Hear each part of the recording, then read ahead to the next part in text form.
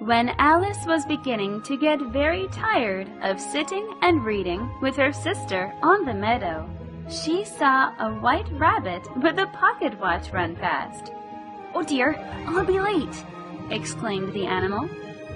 Burning with curiosity, Alice followed the white rabbit down a large rabbit hole, never once considering how she could get out of it. It's great to read books in the morning. I find nothing interesting.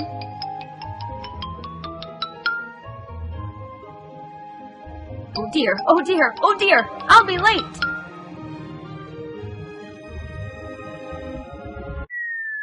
The rabbit hole went straight on like a tunnel for some way, and then dropped suddenly down, so suddenly that Alice hadn't a moment to think about stopping herself before she found herself falling down a very deep pit. She fell a long way until she reached a great hallway with many locked doors of all sizes. Would I keep falling like this? I must have fallen to the other side of the earth. Alice found a small key on a nearby table, but it couldn't open any door since the locks were too large. At last, she came to a little door behind a curtain and tried the key in the lock. Luckily, it fit. But Alice soon felt disappointed when she realized she couldn't fit through the door. She went back to the table and found a little bottle marked "Drink Me." Alice very soon finished the bottle off, which caused her to shrink down. When she got to the door, she found she had forgotten the key, and when she went back to the table for it, she found she couldn't reach it.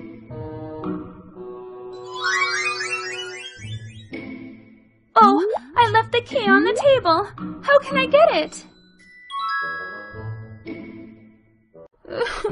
Then Alice saw a little glass box lying under the table and found in it a little cake marked "Eat Me." She ate the cake, which caused her to grow to an inordinately large height. Unable to enter the door, Alice began to cry, and her tears formed a pool at her feet. Suddenly, the white rabbit appeared. Seeing her, he was so frightened that he dropped his gloves and fan and ran away. Alice picked up the fan and gloves and kept fanning herself. She shrunk down again, fell into the pool of tears that she had wept, and was swept away.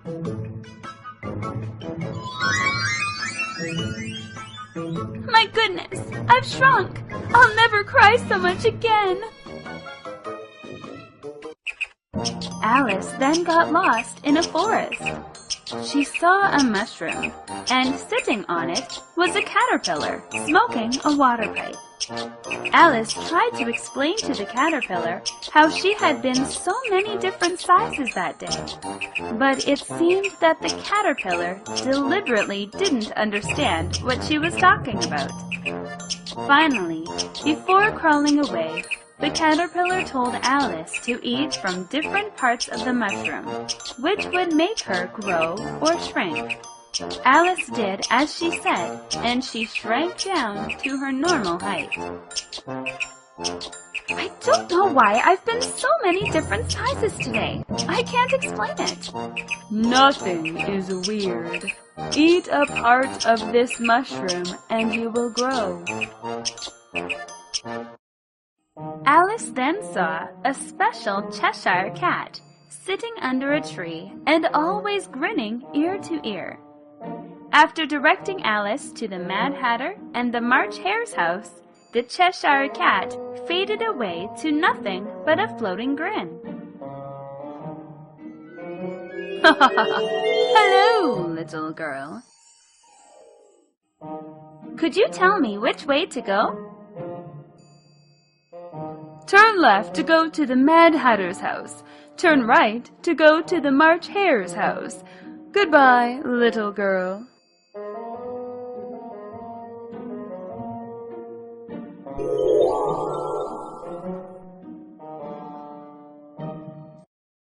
Alice went to the house of the March Hare, where she joined the March Hare, the Mad Hatter, and the Dormouse at a mad tea party. Tired of the host's rudeness and discourtesy, Alice left. Do you know why a raven is like a writing desk? I don't know. What's the answer? Neither can I guess. Hey, uninvited guest, try some cake. Alice journeyed to a beautiful garden where 3 gardeners were painting the white roses red because the Queen of Hearts hated white roses. The Queen of Hearts was very wicked. She would punish anyone who made her displeased. When she saw Alice, she invited the girl to play a game of croquet, a popular game at the court. Your Highness, the Ace of Spades sang the wrong words during the show. Off with his head! The Knave of Diamonds wore unfashionable clothes. Off with his head! The King of Spades gained 1 more kilogram in weight. Off with his head! Behead anyone who makes me displeased! Can you play croquet? Croquet? I'll give it a try. Croquet was a very difficult game indeed.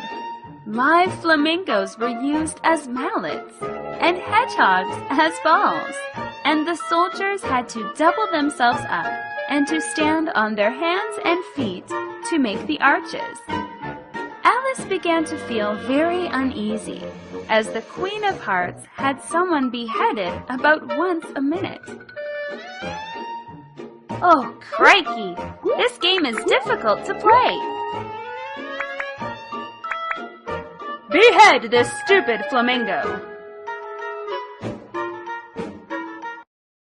When the game ended, the king, the queen, and the courtiers gathered in the palace to judge the Knave of Hearts, who was accused of stealing the queen's tarts. Various witnesses gave evidence, but none of it made any sense. Even Alice, who found that she was steadily growing larger during the proceedings, was also called up as a witness. Alice scoffed and called the king's accusation ridiculous and protested his interpretation. The queen became very angry with Alice and ordered her army of playing cards to attack her. You can't accuse the Knave of Hearts without valid evidence. What a ridiculous trial! Whether I accuse someone or not is my affair. I don't need any evidence. People, arrest this ugly giant!